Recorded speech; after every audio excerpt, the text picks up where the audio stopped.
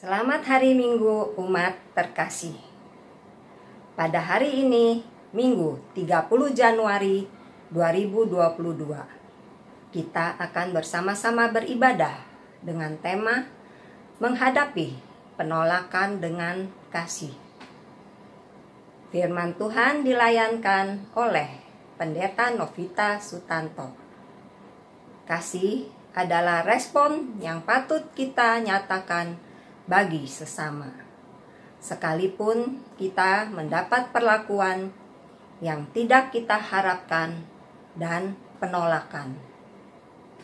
Mari kita bersukacita dan memuji Yesus Kristus, Raja yang mulia. Kita menyanyikan pelengkap Kidung Jemaat nomor 2, Mulia, Mulia Namanya.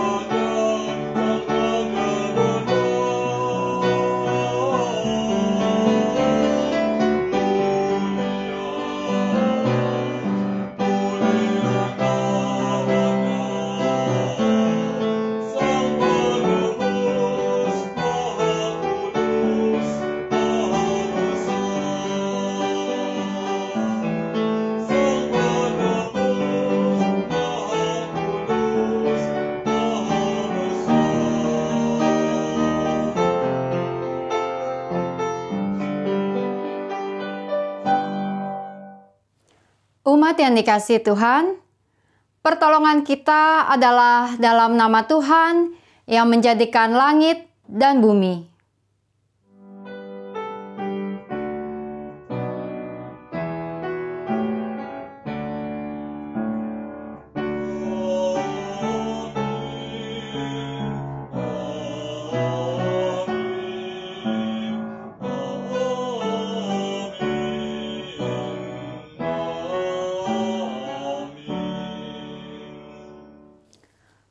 Tuhan beserta saudara-saudari.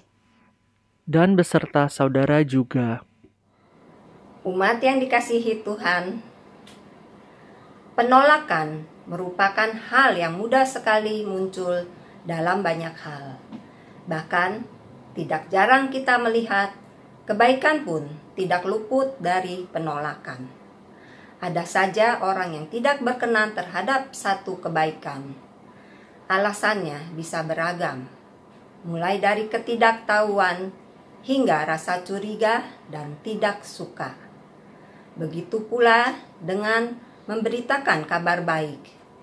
Tidak jarang hal mulia seperti ini tidak dihargai dan ditolak oleh orang lain.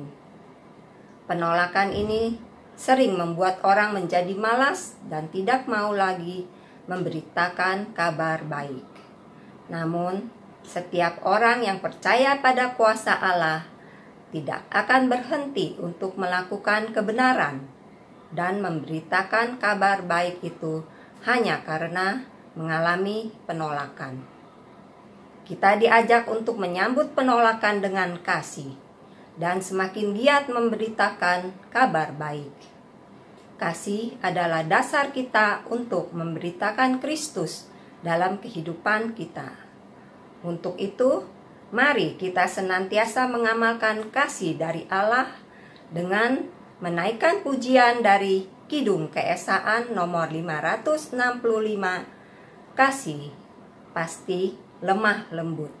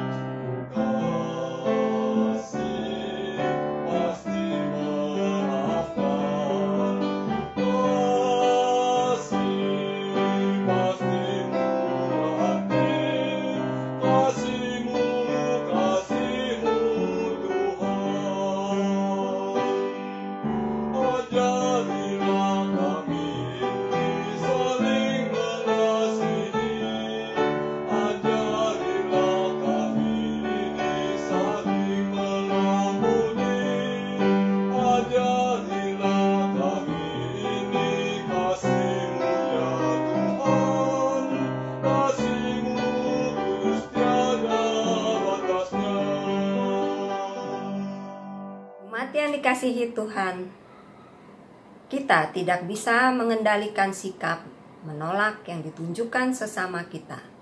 Namun kita bisa mengendalikan sikap kita ketika mengalami penolakan. Penolakan tidak bisa menentukan nilai dari kebaikan kita. Namun respon yang tidak baik dari kita ketika kita ditolak justru menunjukkan kegagalan kita dalam berbuat baik. Apakah kita telah tulus dalam melakukan kebaikan atau terjebak dalam keinginan untuk diterima? Mari kita renungkan kehidupan kita.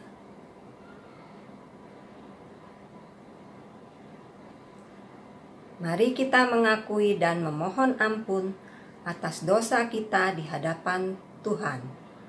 Kita berdoa. Ya Allah, sumber kebaikan dan sang kebenaran, kami datang kepadamu mengakui salah dan dosa kami. Kami sering tenggelam dalam keinginan untuk diterima dan diakui ketika kami memberitakan kabar baik. Kami dikuasai amarah dan kebencian terhadap orang yang menolak kebaikan kami. Ampunilah kami ya Allah. Mampukan kami untuk tetap melihat Engkau ketika melakukan panggilan kami, agar kami melakukan kebaikan demi kemuliaan nama-Mu, dan bukan demi kemuliaan diri kami sendiri. Di dalam Kristus kami memohon. Amin. Mari kita menyanyikan lagu pelengkap Kidung Jemaat nomor 37 bait 1 dan 2. Bila ku renung dosaku.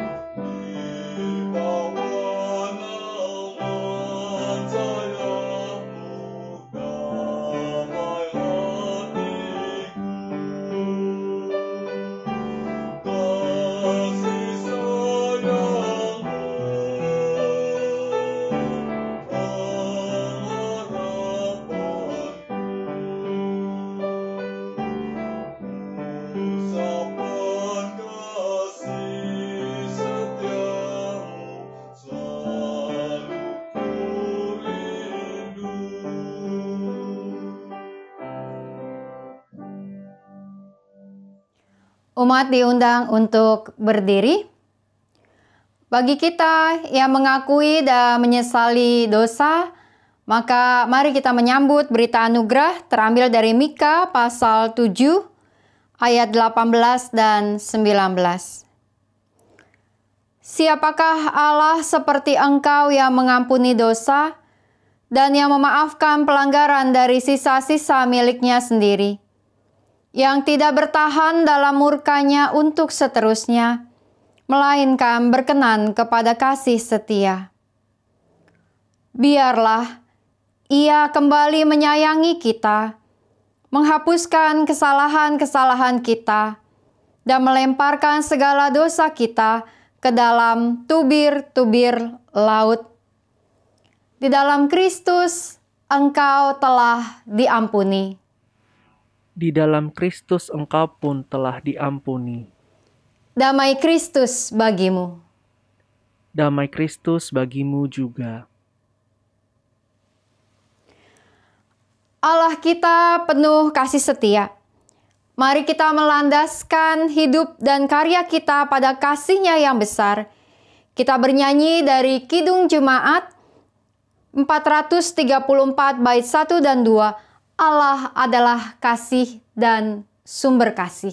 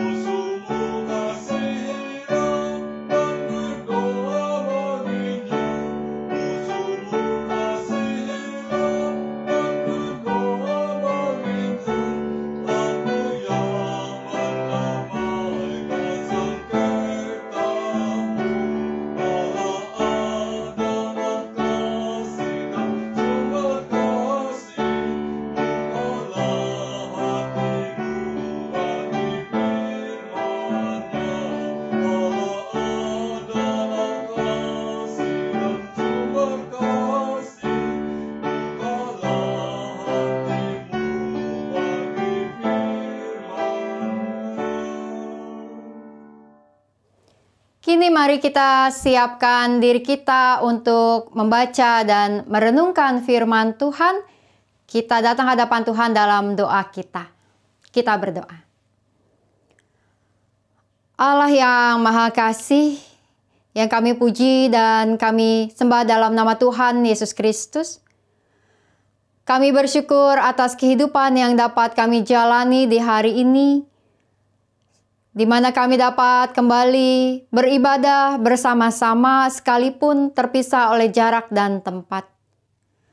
Tuhan, biarlah Engkau yang memberikan kami hikmat, sehingga ketika kami membaca dan merenungkan firman-Mu, maka dari dalamnya kami memperoleh pegangan yang meneguhkan dan menguatkan kami.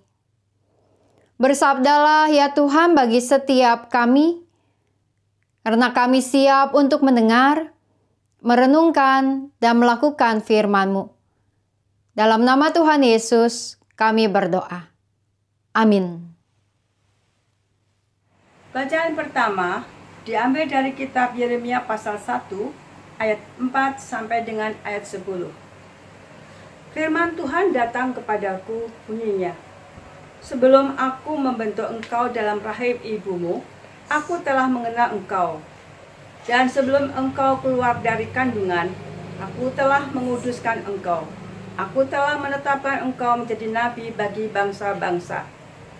Maka aku menjawab, "Ah Tuhan Allah, sesungguhnya aku tidak pandai berbicara, sebab aku ini masih muda." Tetapi Tuhan berfirman kepadaku, "Janganlah katakan, aku ini masih muda, tetapi kepada siapapun engkau kuutus, haruslah engkau pergi, dan apapun yang kuperintahkan kepadamu, haruslah kau sampaikan. Janganlah takut kepada mereka, sebab aku menyertai engkau, untuk melepaskan engkau." Demikianlah firman Tuhan. Lalu Tuhan mengulurkan tangannya dan menjamah mulutku. Tuhan berfirman kepadaku, "Sesungguhnya aku menaruh perkataan-perkataanku ke dalam mulutmu. Ketahuilah, pada hari ini aku mengangkat engkau atas bangsa-bangsa dan atas kerajaan-kerajaan untuk mencabut dan merobohkan, untuk membinasakan dan meruntuhkan, untuk membangun dan menanam." Demikianlah sabda Tuhan. Syukur kepada Allah. Umat Tuhan, mari merespon bacaan pertama dengan membaca Mazmur 71 ayat 1 sampai dengan 6 secara berbalasan. Padamu ya Tuhan aku berlindung. Janganlah sekali-kali aku mendapat malu. Lepaskanlah aku dan luputkanlah aku oleh karena keadilan-Mu. Sendengkanlah telingamu kepadaku dan selamatkan aku. Jadilah bagiku gunung batu, tempat berteduh, kubu pertahanan untuk menyelamatkan aku. Sebab Engkaulah bukit batuku dan pertahananku. Ya Allahku, luputkanlah aku dari tangan orang fasik, dari cengkeraman orang-orang lalim dan kejam. Sebab Engkaulah harapanku ya Tuhan, kepercayaanku sejak masa muda ya Allah. Kepadamulah aku bertopang, mulai dari kandungan. Engkau telah mengeluarkan aku dari perut ibuku. Engkau yang selalu kupuji-puji. Bacaan kedua diambil dari surat 1 Korintus pasal 13 ayat 1 sampai dengan ayat 13.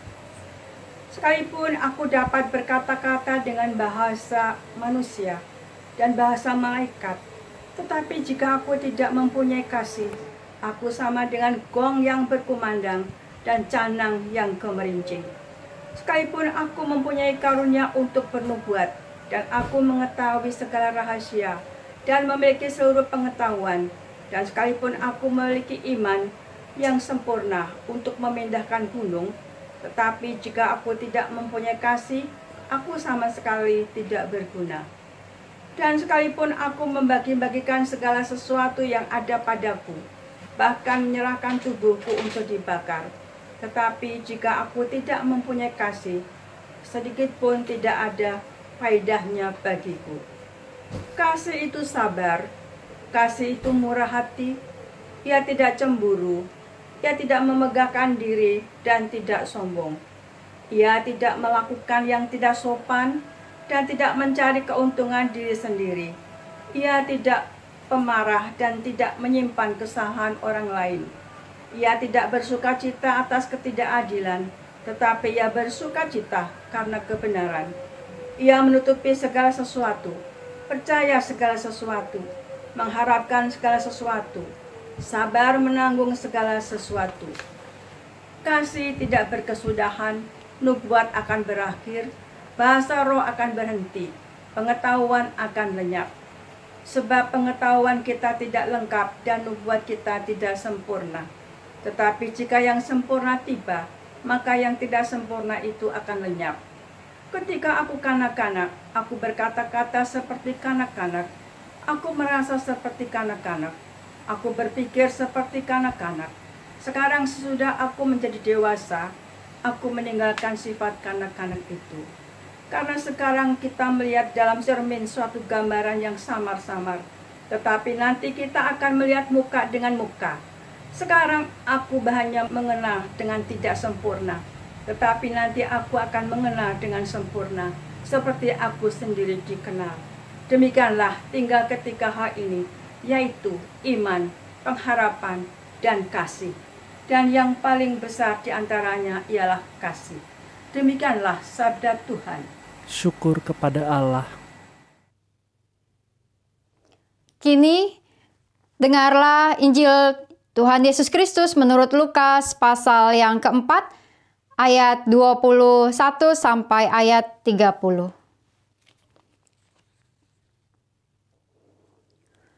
Lalu ia memulai mengajar mereka. Katanya, "Pada hari ini, genaplah nas ini sewaktu kamu mendengarnya." Dan semua orang itu membenarkan dia, dan mereka heran akan kata-kata yang indah yang diucapkannya. Lalu kata mereka, "Bukankah ia ini anak Yusuf?" Maka berkatalah ia kepada mereka, "Tentu kamu akan mengatakan pepatah ini kepadaku, 'Hai tabib, sembuhkanlah dirimu sendiri. Perbuatlah di sini juga di tempat asalmu. Ini segala yang kami dengar dan telah terjadi di Kapernaum.' Dan katanya lagi, 'Aku berkata kepadamu, sesungguhnya tidak ada nabi yang dihargai di tempat asalnya.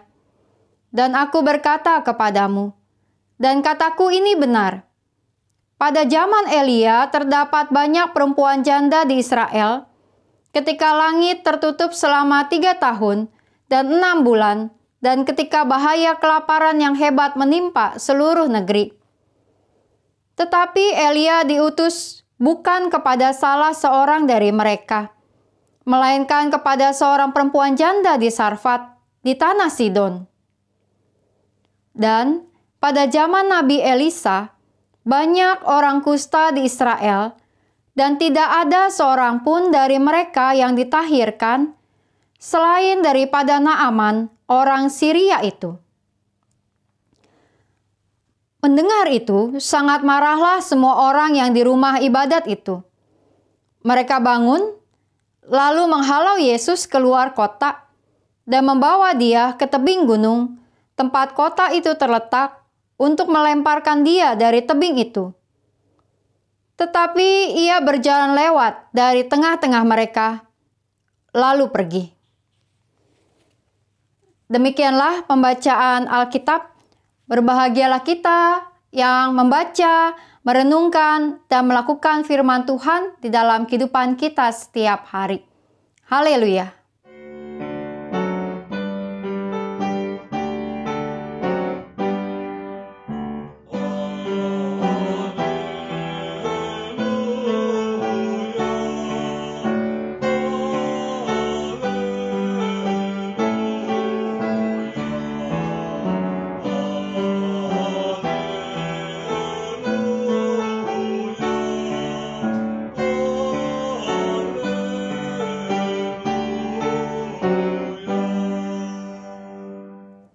Ibu bapak saudara-saudari yang kasih Tuhan, bukankah penolakan adalah pengalaman yang biasa terjadi dalam kehidupan kita?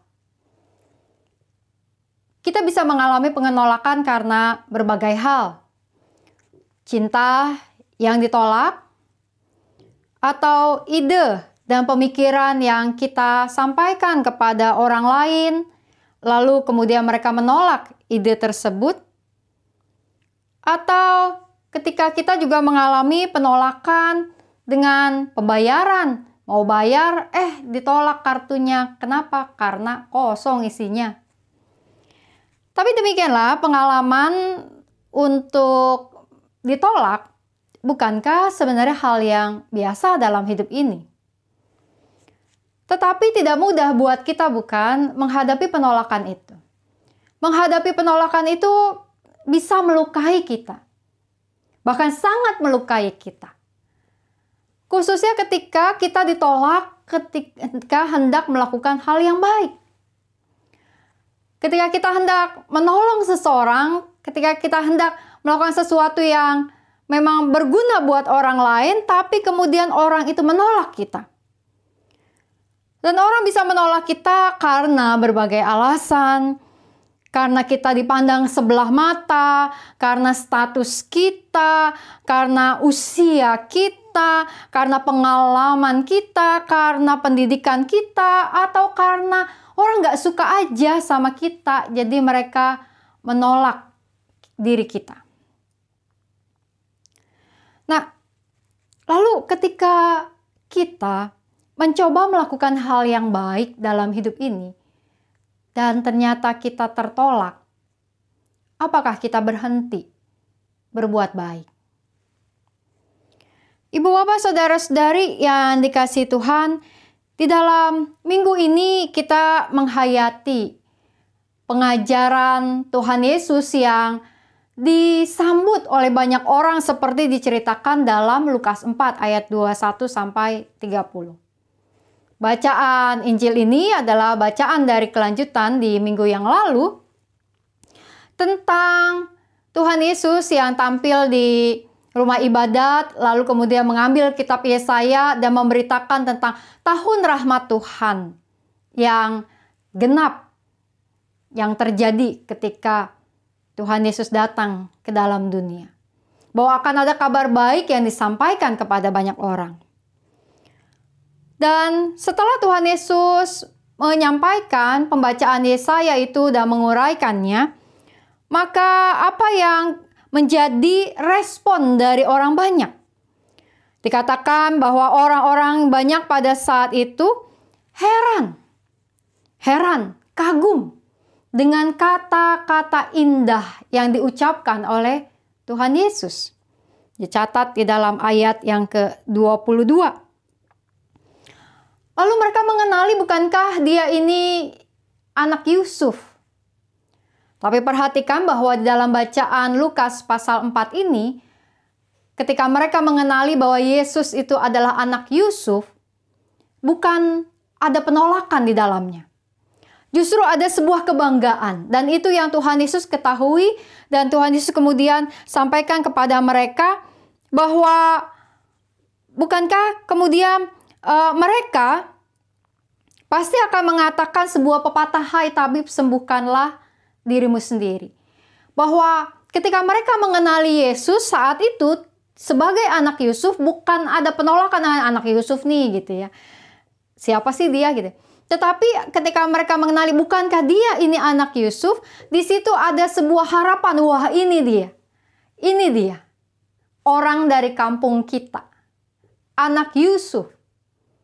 Yang ternyata kata-katanya penuh hikmat. Kata-katanya indah. Pengajarannya luar biasa. Dan telah tersiar kabar tentang kehebatan Tuhan Yesus seperti Lukas 4 ayat 14 dan 15 catat jika kita perhatikan. Bahkan orang-orang di Nazaret pada saat itu telah mengetahui apa yang telah terjadi di Kapernaum. Sekalipun Injil Lukas belum mencatat banyak tentang apa yang terjadi di Kapernaum di dalam awal-awal Injil Lukas ini. Namun bahwa orang-orang di Nazaret yang mendengar perkataan Yesus yang hebat itu menjadi terkagum-kagum dengan apa yang disampaikan oleh Tuhan Yesus. Bahwa ini anak kota kita. Ini nih anak kampung kita. Orang yang hebat. Ada kebanggaan di situ. Namun kebanggaan itu tidak diteruskan oleh Tuhan Yesus untuk dimiliki oleh orang-orang di Nazaret ketika Tuhan Yesus memberikan sebuah pengingat tentang dua kisah, yaitu tentang Elia dan janda di Sidon serta Elisa dengan Naaman.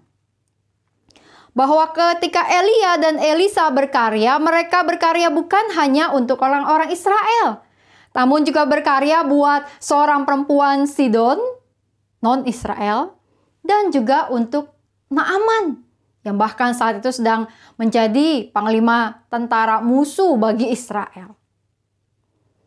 Nah, ketika Tuhan Yesus menyampaikan bahwa nabi itu, dan ketika dia juga mempresentasikan diri sebagai nabi di hadapan banyak orang, bahwa nabi itu, kehadiran Yesus Kristus bukan hanya terbatas bagi orang-orang di kampung halamannya.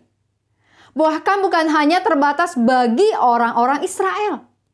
Namun kabar baik dan keselamatan yang dibawa oleh Tuhan Yesus adalah terbuka buat semua orang.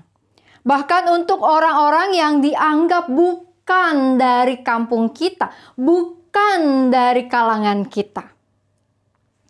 Disitulah kemudian terjadi respon yang berubah secara drastis. Ketika Alkitab mencatat bahwa orang-orang di rumah ibadat itu menjadi marah.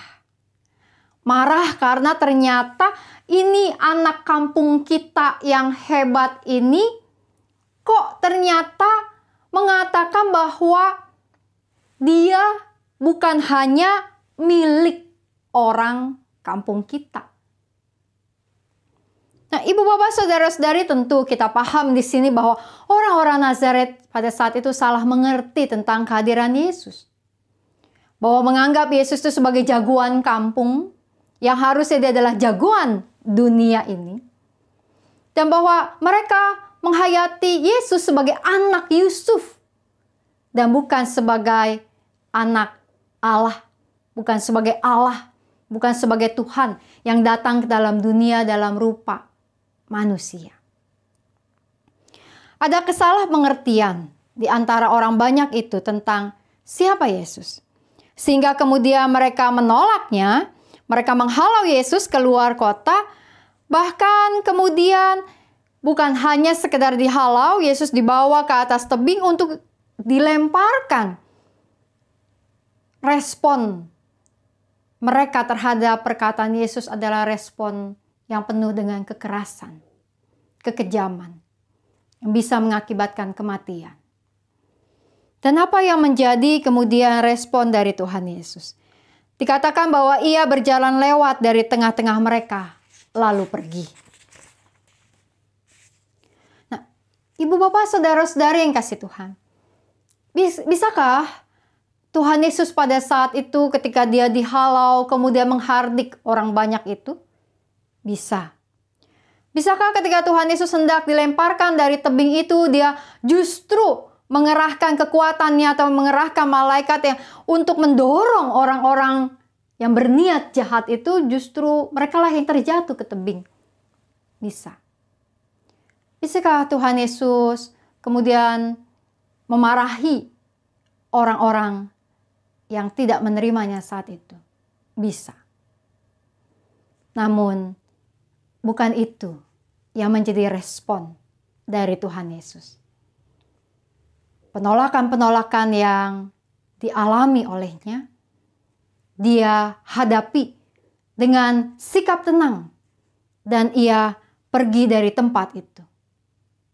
Pergi untuk apa? Pergi untuk kembali melanjutkan karya keselamatannya. Di dalam ayat yang ke-31 Alkitab mengatakan, kemudian Yesus pergi ke Kapernaum, sebuah kota di Galilea, lalu mengajar di situ pada hari Sabat. Mereka takjub mendengar pengajarannya sebab perkataannya penuh kuasa.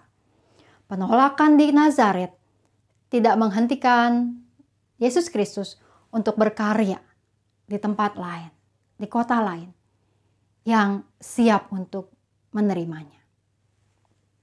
Nah, ibu bapak saudara-saudari yang dikasihi Tuhan, di dalam kehidupan yang kita alami, ada banyak hal yang juga bisa terjadi ketika penolakan itu kita alami.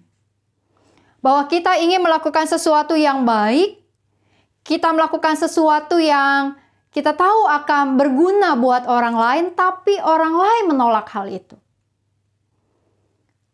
Itu melukai kita, bukan? Tapi apakah perlakuan orang lain, penolakan orang lain itu kepada kita biarkan menjadi satu kesempatan bagi kita untuk membuat diri kita kecil hati, berhenti berbuat baik, bahkan putus asa? Atau penolakan yang orang lain lakukan kepada kita, kita lihat sebagai sebuah kesempatan bagi kita untuk terus menguatkan batin kita, membersihkan niat kita, dan melanjutkan karya kita. Ibu, bapak, saudara-saudari yang dikasihi Tuhan, tidak mudah penolakan itu terjadi.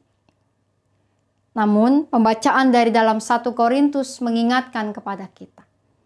Ketika kita melakukan segala sesuatu dalam kehidupan kita, maka ada satu prinsip utama yang mesti kita ingat, yang kita miliki, yang kita pegang, sebuah prinsip yang menguasai diri kita, yaitu kasih.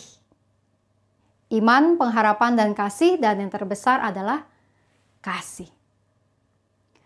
Sehingga ketika kita melakukan segala sesuatu dalam hidup kita berdasarkan kasih,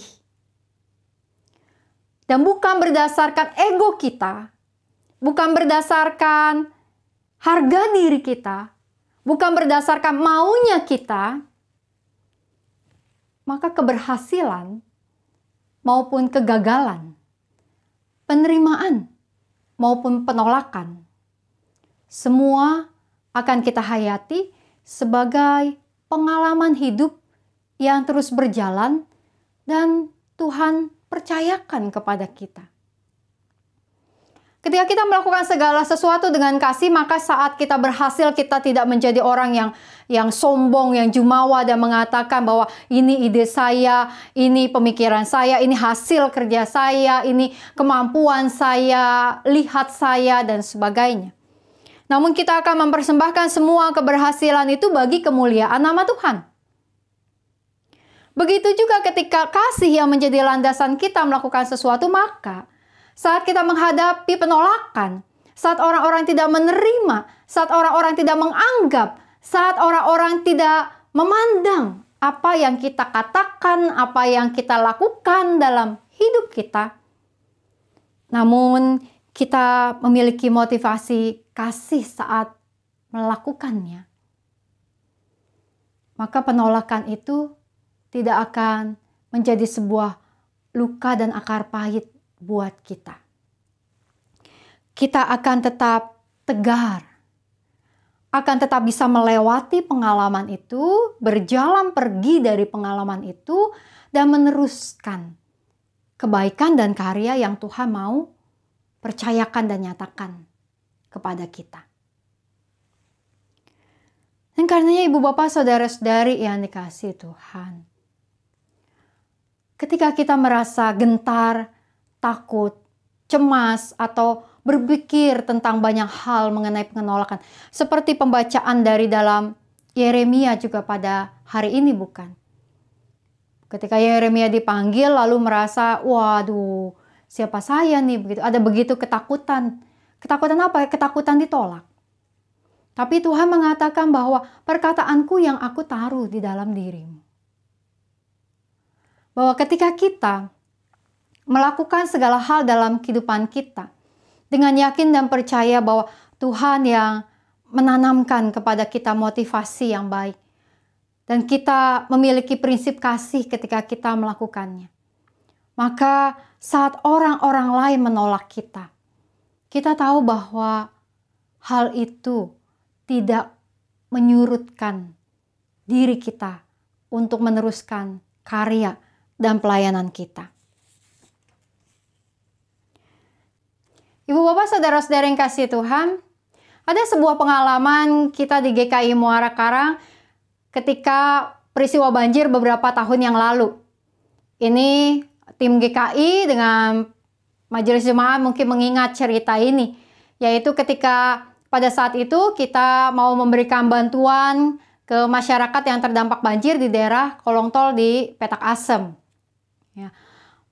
Waktu kita membuat dapur umum di gereja, dan setelah dapur umum itu selesai memasak, lalu siang hari kemudian kita mengantarkan makanan nasi bungkus itu ke wilayah Petak Asem. Tapi karena situasi di daerah Gedong Panjang itu masih banjir, nggak bisa ditembus oleh mobil, jadi saat itu kita mengantarkan makanannya dengan melalui jalan tol. Jadi kita masuk ke jalan tol, lalu berhenti di atas jalan tol, lalu turun ke kolong tol melalui tangga kayu.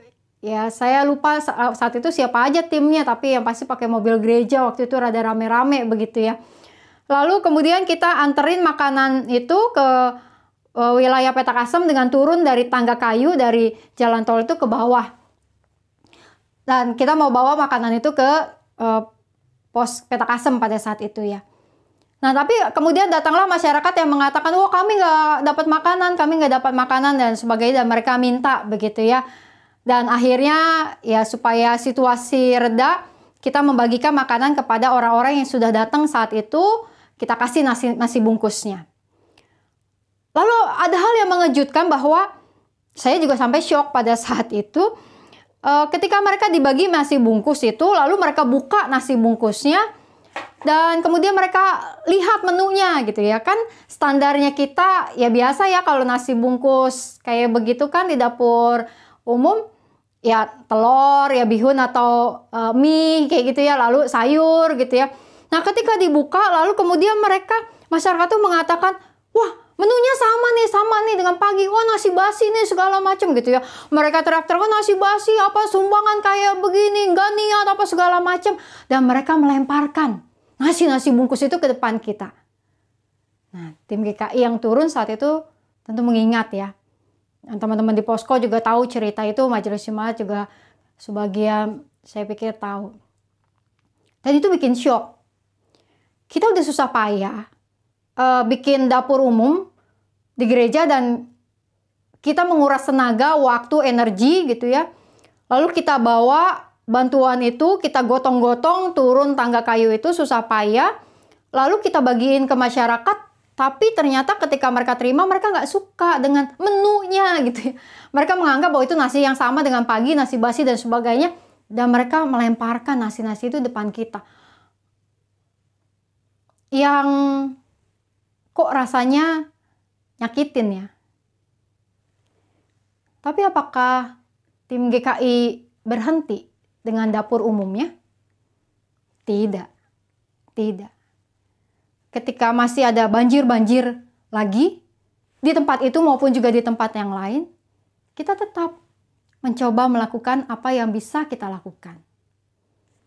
Disitulah semangat kasih, prinsip kasih yang menjadi motivasi dan dasar kita melakukan sesuatu. Kasih juga yang akan memampukan kita melewati pengalaman-pengalaman penolakan itu, dan kasih juga yang akan menolong kita untuk terus berkarya di dalam setiap kehidupan kita. Kita bersyukur bahwa kita adalah umat yang dipanggil, dipilih Tuhan untuk menjadi orang-orang yang dikasihi. Kita bukan menjadi orang-orang yang menolak Tuhan kita Yesus Kristus pada saat ini. Kita orang-orang yang merangkul dan dirangkul oleh Tuhan. Diterima dan menerima Tuhan sebagai Tuhan dan Juru Selamat kita. Dan biarlah kiranya kehidupan kita yang telah menerima dan diterima oleh Kristus Sang Juru Selamat kita adalah kehidupan yang kita jalani dengan siap dan tetap melakukan karya keselamatan yang terbaik untuk memuliakan Tuhan, menjadi kesaksian bagi nama Tuhan di dalam kehidupan kita. Bahwa penolakan tidak menjadi satu cara untuk menghentikan kita, tapi membuat kita semakin teguh, berkreasi, bahkan terus memantapkan diri, melakukan apa yang baik bagi kemuliaan nama Tuhan. Ingat, kasih yang menjadi motivasi kita melakukan sesuatu, kasih juga yang akan menguatkan kita melakukan sesuatu, dan kasih juga yang akan terus membawa pengharapan bagi kita dalam melakukan dan meneruskan apa yang baik yang Tuhan percayakan. Tuhan beserta dengan setiap kita. Amin.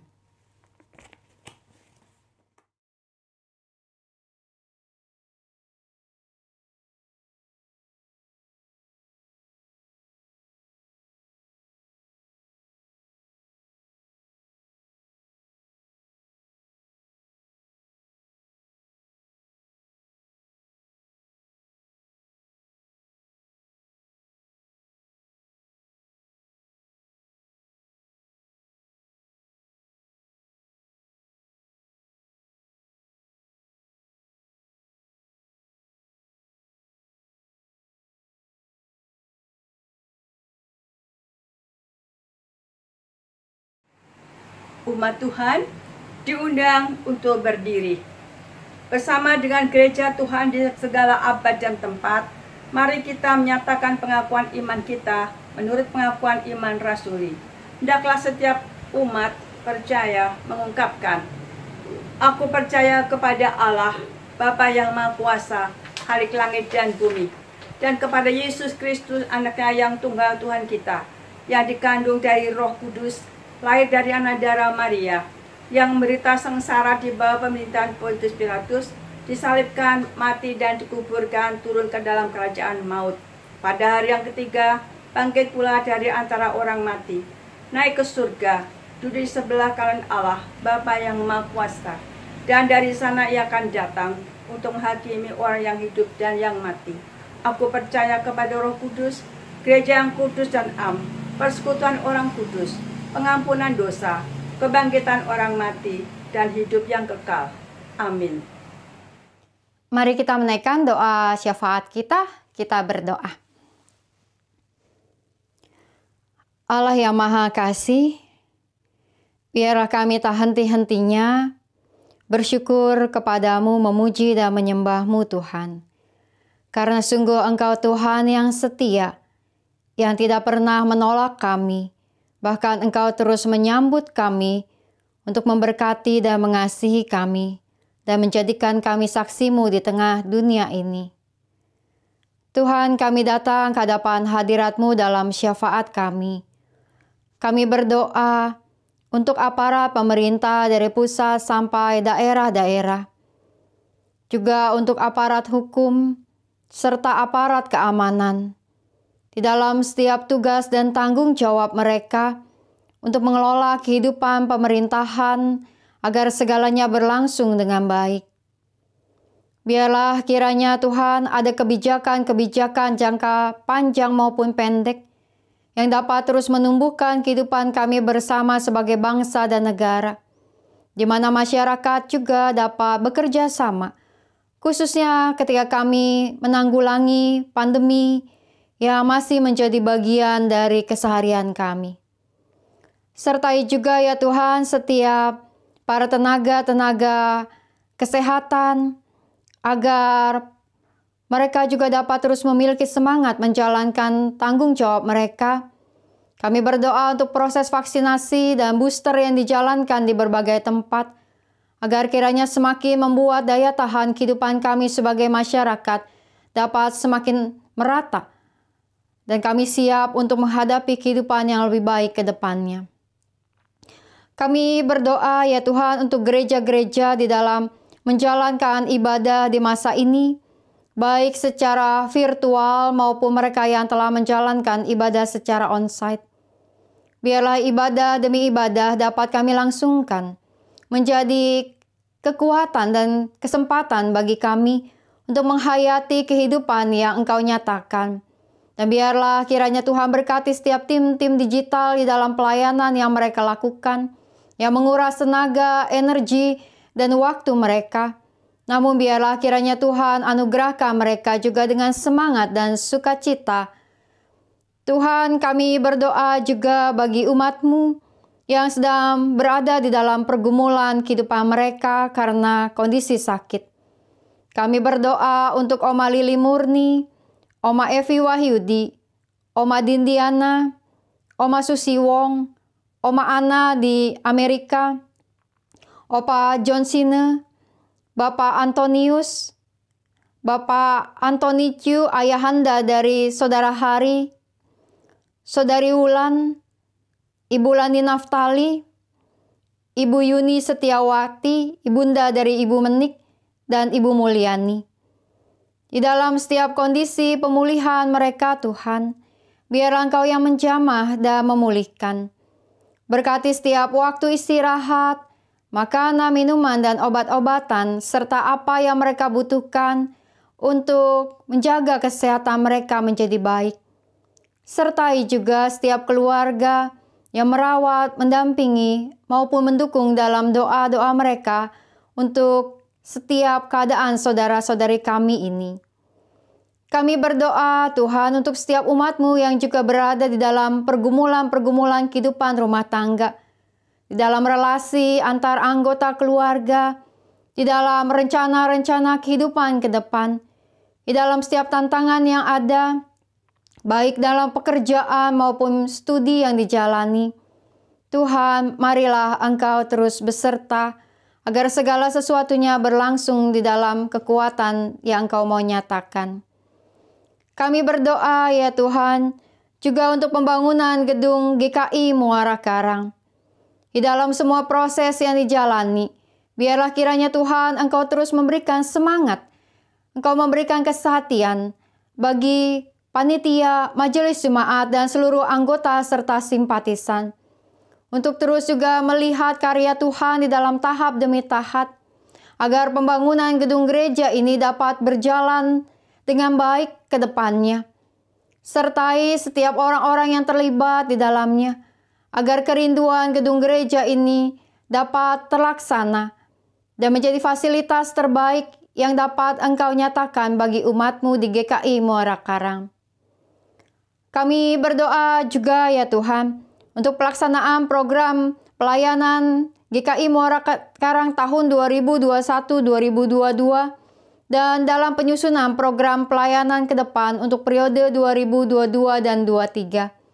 Hikmat-Mu menyertai setiap orang-orang yang terlibat, pendeta, penatua, setiap komisi-komisi yang ada. Biarlah dapat menyelenggarakan ibadah maupun kegiatan dan aktivitas yang dapat terus menguatkan kehidupan umat-Mu. Dan teruslah Tuhan jadikan GKI Muara Karang sebagai kesaksian dan berkat di tengah-tengah kehidupan yang ada. Dan biarlah kiranya nama-Mu dipermuliakan melalui kehidupan gereja-Mu. Teruslah ya Tuhan memimpin GKI Muara Karang, dan biarlah Engkau menjadi kepala gereja yang terus membawa pengharapan dan kekuatan di dalam kehidupan ke depan. Tuhan yang Maha Kasih, kami menaikkan doa syafaat ini karena kami percaya bahwa Engkau mendengar setiap doa-doa kami. Dan biarlah kiranya kami mengalaskan doa ini di dalam doa yang Tuhan Yesus ajarkan kepada kami. Bapa kami yang di sorga, dikuduskanlah nama-Mu, datanglah kerajaan-Mu, jadilah kehendak-Mu di bumi seperti di sorga. Berikanlah kami pada hari ini makanan kami yang secukupnya, dan ampunilah kami akan kesalahan kami, seperti kami juga mengampuni orang yang bersalah kepada kami. Dan janganlah membawa kami dalam pencobaan, tapi lepaskanlah kami dari yang jahat. Karena Engkaulah yang punya kerajaan, dan kuasa, dan kemuliaan, sampai selama-lamanya. Amin. Umat Tuhan, mari kita memberikan persembahan kepada Tuhan sebagai ungkapan syukur atas kasih dan pemeliharaannya bagi kita. Firman Tuhan di dalam surat Kolose pasal 3 ayat 17 mengingatkan kita demikian. Dan segala sesuatu yang kamu lakukan dengan perkataan atau perbuatan, lakukanlah semuanya itu dalam nama Tuhan Yesus sambil mengucap syukur oleh Dia kepada Allah Bapa kita. Umat Tuhan, bagi kita yang rindu menyampaikan persembahan melalui transfer bank, Majelis Jemaat menyediakan sarana melalui nomor rekening Bank Mandiri dan BCA sebagaimana yang tertera pada layar Anda. Mari kita memberi persembahan kita dengan menyanyikan Kidung Jemaat nomor 439, bait 1 dan 4. Bila topan keras melanda hidupmu.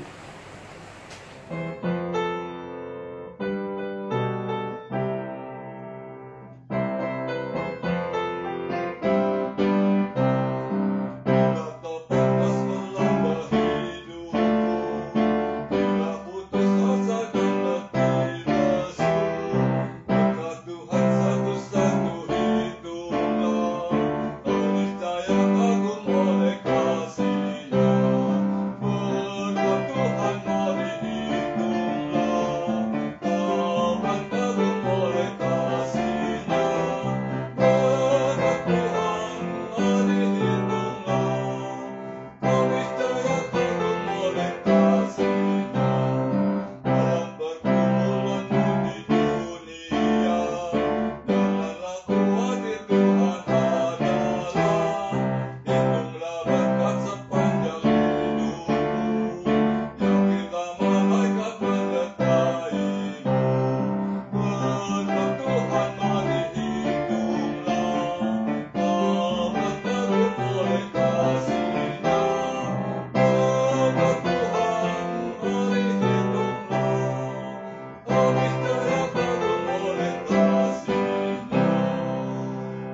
Tuhan?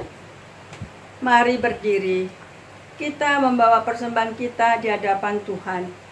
Mari kita berdoa. Ya Allah, kami mengucap syukur kepadamu atas berkat yang Kau beri bagi kami. Inilah persembahan kami, sebagai ungkapan syukur atas berkat dan kasih-Mu. Terimalah ya Allah, kiranya persembahan ini menjadi alat bagi gereja-Mu untuk mengerjakan misi kerajaan Allah.